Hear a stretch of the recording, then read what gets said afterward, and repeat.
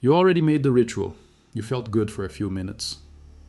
And 2 hours later, you were right back in the same anxiety as always. The problem was never about feeling good. It's about not knowing how to sustain it. Today I'm going to show you how to stop asking reality for things and start commanding it. But before I keep going, let me ask you something real quick. Subscribe to this channel because every single week I talk about exactly this, about what's blocking your frequency and keeping your life from responding the way it should. And drop a like, because that's how this video reaches more people who think they're doing everything right and can't figure out why nothing changes. That was exactly where I was before I understood this. There's a version of this story you probably already know by heart. You wake up, take a breath, repeat a nice phrase, feel for a few minutes like things are going to fall into place, and go about your day. That's the most common way people try to raise their frequency. Think positive, feel good, focus on what you want to attract. You've heard it before. I've heard it before. And you've probably tried it. For a while it seems like it's working, just not the way they promised. Here's the thing though. It's not a lie. It's just incomplete. Some people do the morning ritual, feel grateful, get that few minutes of peace, and 2 hours later, they're right back in the same loop of comparison, rushing, and anxiety. It's like playing the right song for 2 minutes in a room where everything else keeps playing something completely different all day long. The atmosphere of the place doesn't change just because you turned on a good song for a moment. So if raising your frequency is just about feeling good for a little while, why do so many people repeat that ritual every single day and stay in exactly the same place? There's a specific problem here, and this is exactly where most people start to lose the thread.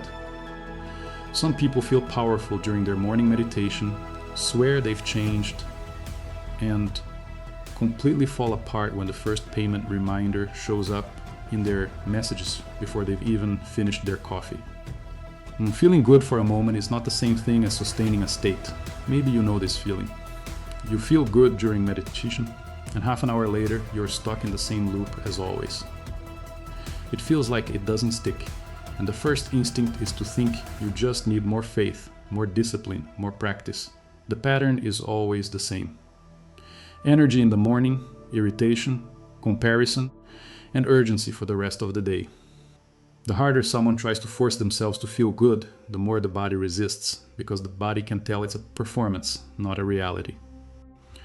It's like trying to heat an entire house with a candle that's only lit for 30 seconds. The warmth doesn't settle in, because there wasn't enough time or repetition for it to actually take hold. And the most important thing to hear here is that this is not your fault, it's just mechanics. The body only responds to what actually repeats, not to what you feel for a few isolated minutes. But there's something even deeper than that, because even when someone stops forcing it, there's still another problem that almost nobody talks about openly. Some people repeat, "I already have abundance," every single day and still feel their stomach tighten when money actually comes in. The words are right. The intention is right. But something in the body never got the memo. Maybe you felt this too. You believe you can. And then the exact moment a real opportunity shows up, you freeze and sabotage yourself without knowing why. That feeling is way more common than most people realize. The reason is simple, and at the same time uncomfortable. The body protects what's familiar, not what's desired. Until it recognizes the new state as safe, it will pull you back to the old pattern, no matter how many times your mind repeats the new belief. Some people want prosperity and feel guilt the exact moment money arrives, the body rejecting what the mind was affirming just seconds before. Some people want a real relationship and go into alert mode precisely when someone approaches in a genuine way, without games. It's like updating an app on your phone without updating the operating system underneath. The new app just crashes because the foundation it's running on is still on the old version. And that crash isn't a choice. It's automatic protection, installed before you ever had a chance to agree to it. You're not self-sabotaging because you're weak. You're self-sabotaging because your body hasn't received the update that your mind has already been trying to install. But if that's already a big problem, There's a third level, and this one is what really keeps life stuck in place. Some people say, I trust the process. And in the very next minute, they're opening their banking app for the 5th time that day. Running worst case scenarios in their head, making every decision from a place of fear. The mouth trusts. The rest of the body is in permanent emergency mode. You want to change financially.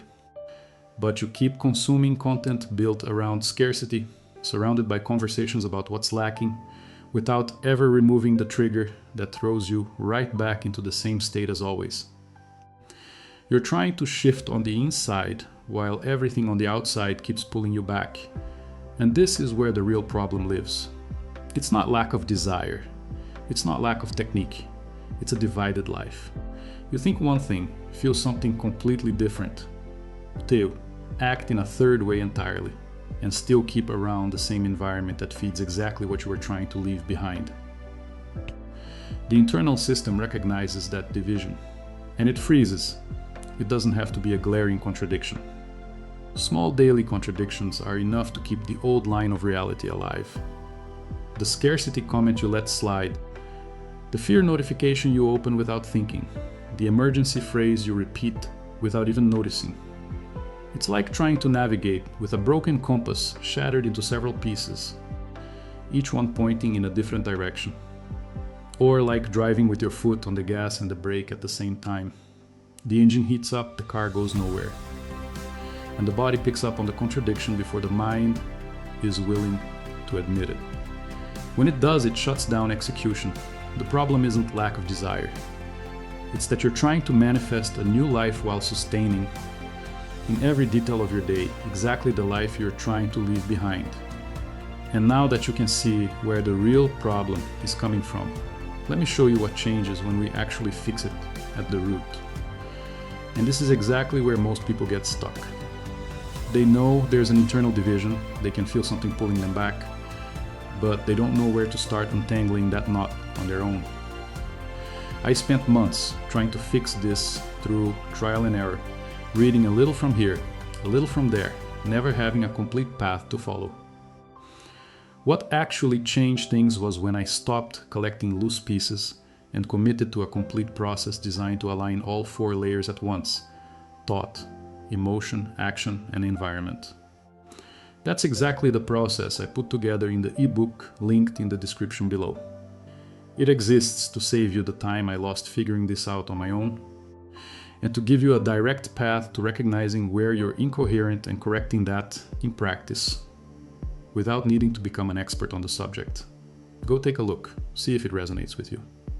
If it does, the link is right there in the description. Now come back with me, because I want to show you what this coherence actually looks like in practice when it's real. So the problem was never that you didn't try hard enough. It's that you were trying to change the result without changing the state that produces the result. And that completely redefines what raising your frequency needs to mean from here on out. Frequency is not an emotional peak. It's not the 5-minute high after a great meditation. It's the dominant state you sustain over time, built through repeated attention and repeated emotional patterns. It's different from a feeling which comes and goes. A state is more stable, more quiet, more deeply anchored, and the body acts from the dominant state, not from the declared desire. What you actually sustain is what your internal system treats as reality, not what you say when someone asks how you're doing. That's why someone who lives in calm makes different decisions than someone who lives in urgency. Not because they think differently, but because they're operating from a different state.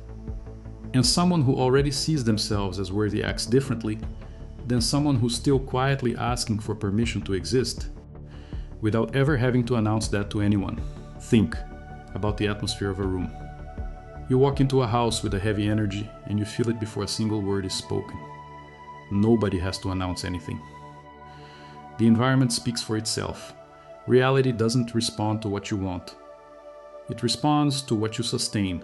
Now that we've redefined what frequency actually is, the question that remains is this: what does it actually take to sustain it? You don't have to force yourself to believe. You need to stop internally contradicting what you already know you want. And that's exactly what multidimensional coherence solves. Real change happens when what you think and what you feel stop pushing in one direction, while what you do and the environment you maintain push in the opposite direction. When those layers finally point the same way, life starts to move. It doesn't start with force. It starts with stopping the internal contradiction of what you want to live on the outside. Before an important meeting, for example, it's not about repeating a fear script all the way to the door. It's adjusting your posture, your breathing, your presence. Because that's not faking it. That's real alignment. Someone who wants to expand financially starts to speak, decide, and act in a way that's compatible with expansion before any result confirms it. Life hasn't changed yet, but they've already stopped operating like someone who's in lack. It's like tuning an instrument until it stops going out of key. It's not force, it's calibration. When the strings align with each other, the sound appears. It doesn't need to be pushed out. Raising your frequency is not about producing euphoria. It's about reducing the distance between what you say you want and what you sustain in every small choice. And in practice, it starts with one simple thing that most people never stop to actually do. You don't need an hour of meditation every day. You need 30 seconds, repeated throughout the day, at exactly the moments that matter. That's the key we've spent this entire video building toward. It all starts with observing without judgment. Before making any adjustment, you identify which state is dominating right now, whether it's urgency, scarcity, or comparison, without needing to feel guilty about it, just with clarity about where you actually are. Then comes the moment that really matters, which is interrupting before you react.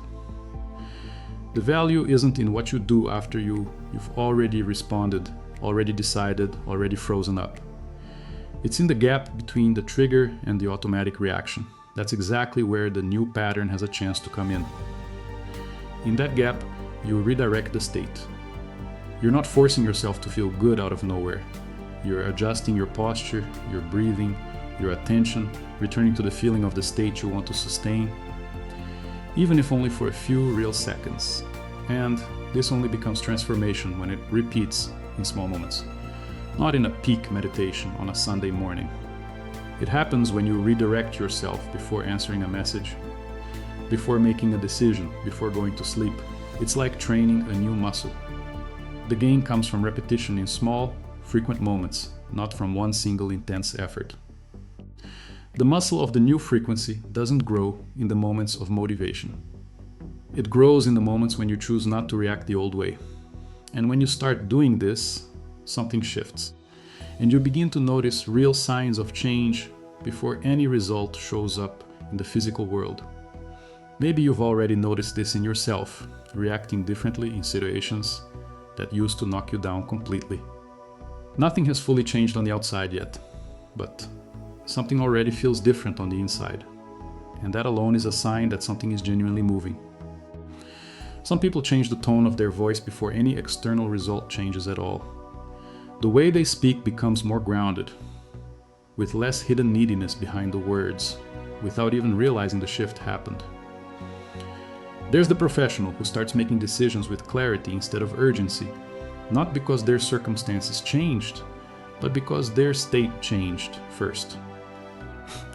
And there's the person who stops placing themselves as the victim of their own story and starts acting like the main character.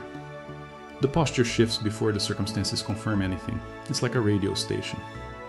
It shifts the frequency internally first, and only then does the music playing in the environment follow.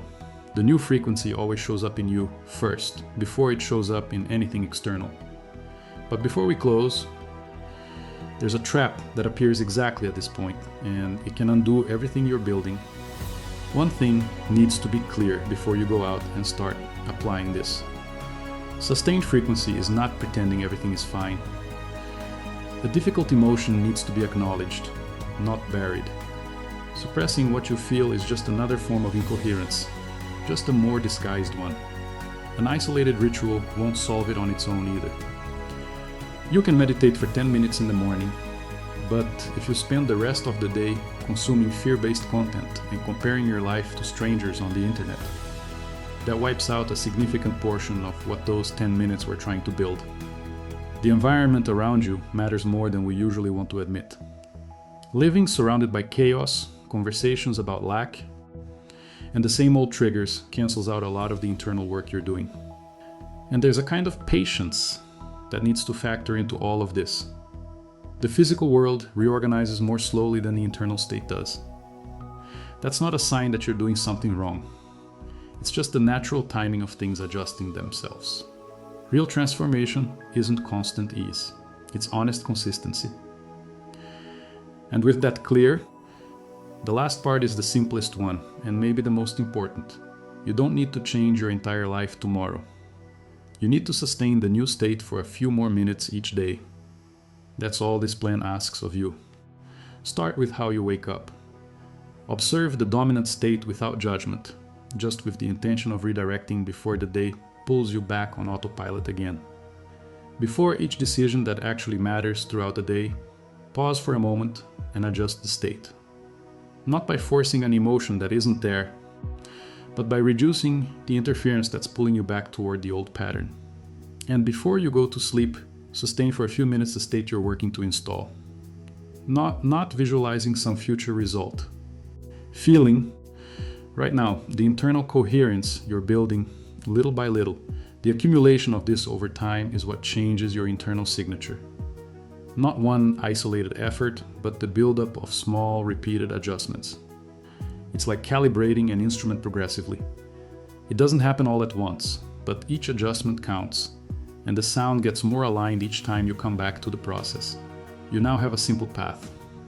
Not perfect, not instant, but real and something you can start today. And a new internal reference to follow, where the next step is no longer about understanding more. It's about applying. So look at everything we took apart today. Frequency as performance, the mind changing without the body catching up, life divided in 4 different directions, and then the full reconstruction, all the way to a plan you can start applying from today forward. If this path made sense to you, the ebook in the description is exactly the next step. It's not another introduction to the topic. It's the complete process, with the 4-layer alignment exercises that I could only summarize here in the video. This is exactly the process I had to put together to stop living in contradiction between what I said I wanted on the outside and what I was sustaining on the inside. It's there, laid out, so you don't have to spend years figuring it out on your own. Now tell me in the comments, which of the 4 layers, thought, emotion, action, or environment, feels the most out of alignment in your life right now? I read the comments, and sometimes answers like that become the next video on this channel, so squitter here. Because this channel exists to show you what's actually blocking manifestation. No, the universe will handle it, talk. Just logic, just mechanism, every week right here. And if this video brought you any clarity at all, send it to someone you know who's been trying to change their life on the outside without resolving the division on the inside. It might be exactly what that person needed to hear today. I'll see you in the next one.